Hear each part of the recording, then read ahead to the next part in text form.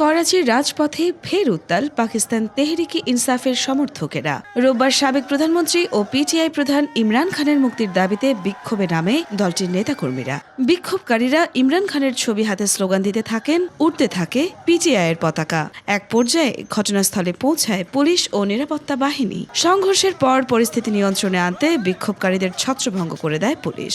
আটক করা হয় বেশ কয়েকজন আন্দোলনকারীকে। এক বিক্ষোভকারী বলেন, मैंडेट वापस करो, हमारे असीरान जो नाहिक बेगुनाह कैद हैं उनको रिहा करो। আরেকজন বলেন, अब टाइम आ चुका है कि सिर्फ इमरान खान ही इस मुल्क को बचा सकते हैं, इसके अलावा कोई नहीं है। 2022 সালের এপ্রিল মাসে অনাস্থা ভোটে ক্ষমতা হারানোর পর থেকেই ইমরান খানের মুক্তির দাবিতে টানা আন্দোলন চালিয়ে যাচ্ছে পিটিআই। বর্তমানে দুর্নীতির মামলায় 14 বছরের সাজা ভোগ করেছেন ইমরান খান। যদিও এইসব অভিযোগকে রাজনৈতিক উদ্দেশ্য প্রণোদিত বলে তার দাবি। ইয়র্মা শায়ের জাহান, দেশকাল নিউজ।